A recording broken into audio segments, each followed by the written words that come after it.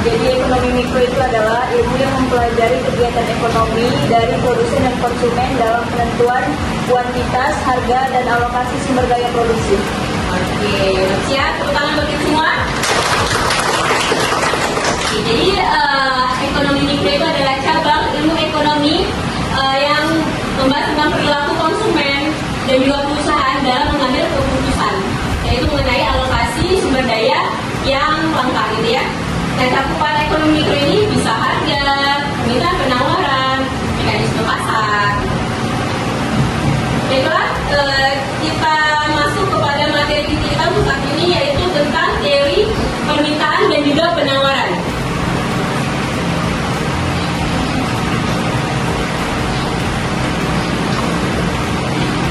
Sub CPMK, capaian pembelajaran materi kuliahnya yaitu siswa mampu menjelaskan teori permintaan dan teori penawaran. Kedua itu mahasiswa mampu menjelaskan faktor-faktor yang mempengaruhi hukum permintaan dan juga penawaran, serta mahasiswa mampu menjelaskan berupa permintaan dan penawaran. Pengertian permintaan. Apa itu permintaan? Permintaan adalah keinginan yang disertai oleh kemampuan untuk membeli barang dan jasa pada tingkat harga dan waktu tertentu. Jadi kalau di posisi permintaan ini kita posisikan diri kita sebagai konsumen. Nah, untuk pengertian penawaran, penawaran adalah barang dan jasa yang tersedia dan dapat ditawarkan produsen kepada konsumen pada tingkat harga dan waktu tertentu. Nah, kalau ini beda lagi. Kalau tentang penawaran, kita memposisikan diri kita sebagai produsen. Jadi ada konsumen dan juga ada produsen. Jadi untuk permintaan, ketika seseorang melakukan kegiatan konsumsi itu pasti ada faktor-faktor yang mempengaruhinya dalam membeli harga, gitu ya. Nah, apa aja tuh faktor-faktor penentu? Maka permintaan akan turun. Kenapa? Karena ketika harga barang itu naik, maka orang akan mampu untuk membelinya, gitu. Dan sebaliknya, ketika harganya itu turun, maka orang akan banyak meminta barang tersebut karena mereka mampu untuk membeli barang. Nah, yang kedua adalah harga barang lain yang berhubungan erat dengan barang tersebut. Nah, harga barang lain ini juga mempengaruhi penentu permintaan dan tergantung kayak mana posisi barang tersebut. Jika barang tersebut merupakan barang substitusi, jadi ketika barang utama atau barang yang terbilang barang X itu naik, maka orang akan beralih kepada barang Y atau barang penggantinya. Tapi yang mempunyai manfaat yang sama, seperti misalnya daging sapi itu akan bisa diganti dengan daging ayam. Terus barang komplementer. Barang komplementer itu adalah barang pelengkap. Jadi ketika harga suatu barang yaitu naik, gitu ya, maka barang X itu barang utamanya akan naik juga. Kenapa? Karena dia sebagai pelengkap. Contohnya kayak kendaraan, mobil atau sepeda motor. Nah, jadi akan berpengaruh juga pada BBM. Itu gimana? Contohnya, ketika harga mobil naik, gitu ya. Nah, jadi pengaruh terhadap kulkas nggak akan naik. Kenapa? Karena nggak ada hubungannya. Nah, ketika harga tas naik, maka nggak akan ada hubungannya dengan harga kompor atau buku ya. Nah, terus ada pendapatan masyarakat. Pendapatan masyarakat ini sangat mempengaruhi permintaan. Kenapa? Ketika pendapatan masyarakat itu naik, maka mereka akan cenderung mengkonsumsi atau membeli barang yang mereka inginkan, gitu ya. Nah, terus ada di sini ada distribusi pendapatan. Nah, distribusi pendapatan ini yaitu ketika orang-orang kaya atau orang-orang yang berpendapatan tinggi dikenakan pajak yang lebih tinggi, dan hasilnya akan didistribusikan kepada orang-orang yang berpendapatan rendah, maka pembelian atau permintaan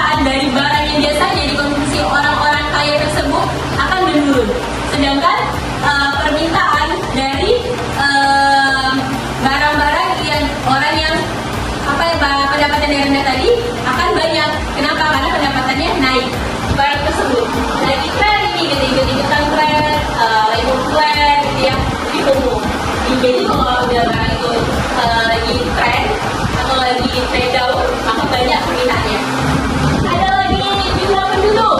Jumlah penduduk di suatu tempat, jika suatu tempat itu banyak jumlah penduduknya, maka permintaan atau kebutuhan atas barang itu semakin banyak gitu ya, maka permintaannya akan naik. Terus ada ramalan masa yang akan datang. Ramalan yang masa yang akan datang ini seperti kayak Idul Adha gitu ya, kayak puasa. Nah, permintaan terhadap barang yang biasanya kita konsumsi misalnya daging ya, nah orang pasti akan cari harganya lebih murah gitu. Oke. Dari sini ada yang mau ditanyakan? Oke, ya, malah ya. Tergantung permintaan. Permintaan itu kan apabila harga naik maka permintaan harga naik. Lantas kenapa pada saat harga naik itu harga naik permintaan juga naik? Oke, bagus ya pertanyaannya. Hapus dulu ya Kak. Jadi hukum permintaan itu apabila harga suatu barang itu naik maka permintaan akan turun gitu ya. Tapi kenapa di saat Idul Fitri kalau harganya itu naik maka permintaan akan naik juga? Kenapa? Karena di situ ada ceteris paribus, yaitu faktor-faktor lain yang dianggap konstan atau tetap. Jadi ada juga berhubungan dengan selera masyarakat ya, biasanya apa ya, kalau Idul Adha dia makan daging ya itu pasti tetap akan dibelinya gitu ya Kak. Oke, ada lagi yang mau tanyakan? Ada? Oke, kalau nggak ada, saya akan bagi kelompok menjadi 3 bagian. Masing-masing udah ada kelompoknya? Oke, jadi sebelum diskusi, saya kasih dulu tugasnya untuk kelompok 1, kelompok 2, dan kelompok 3. Kelompok 1, cari di jurnal ya Bang ya, tentang permintaan terhadap barang yang saat ini populer ya. Nah, untuk kelompok 2, itu cari permintaan terhadap barang di masa yang COVID ya Bang. Nah ya Pak, COVID, pada masa COVID itu gimana? Kalau yang kelompok 3, bikinkan permintaan ramalan masa yang akan datang. Oke, untuk biar kita lebih semangat lagi, kita ice breaking dulu ya. Silakan dulu semuanya. Silakan dulu semuanya, kita ice breaking dulu biar konsentrasi pada diskusinya. Saya instruksikan. Ketika saya bilang tepuk 1, tepuk 2, tepuk 3, tepuk berapa? 4, 1, 2, 3. Nah, kalau saya bilang tepuk 5, 1, 2, 3, 4, 5. Ya, tepuk 1, tepuk 2, tepuk 3. Oke. Nah, kalau saya bilang apa namanya 5 aja, nggak pakai tepuk, jangan ditepuk. Oke, paham? Ada yang menanyakan? Paham ya? Saya coba ya.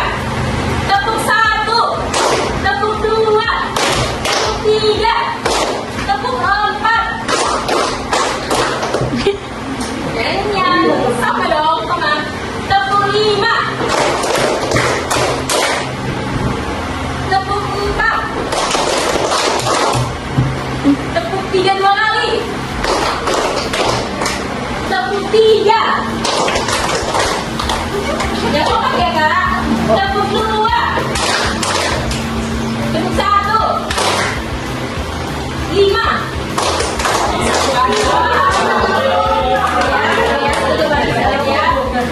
Tepuk 1, tepuk 2, tepuk 3, tepuk 2, tepuk 4,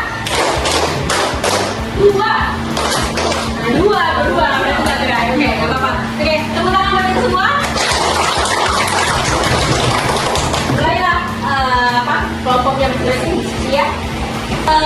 Jurnal cari sesuai dengan tema masing-masing. Nanti di Google Scholar itu cari materi apa yang mau abang cari ya, dari buka Google sama Google Scholar ya. Kak, bisa? Sudah?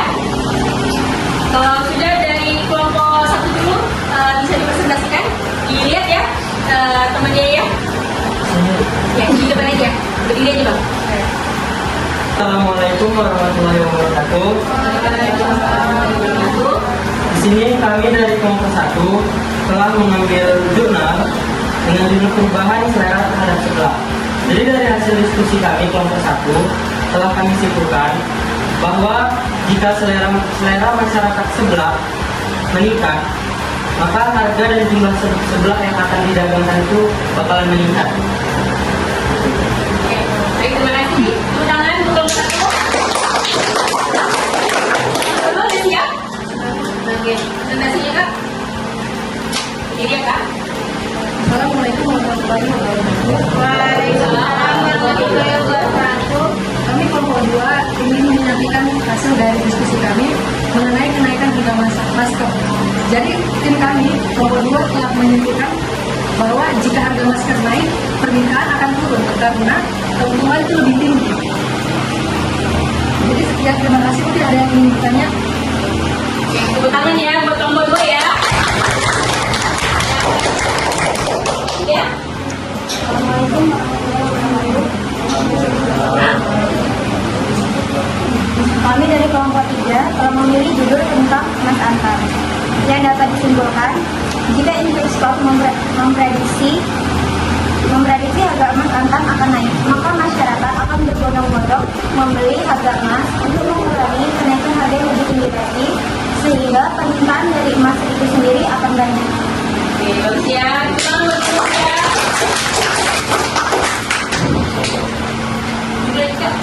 Boleh besok? Oke, ada. Sudah paham semua? Insya Allah paham ya. Oke, jadi karena sudah berakhir materi yang mau kita bahas, kita tutup. Berapaskan.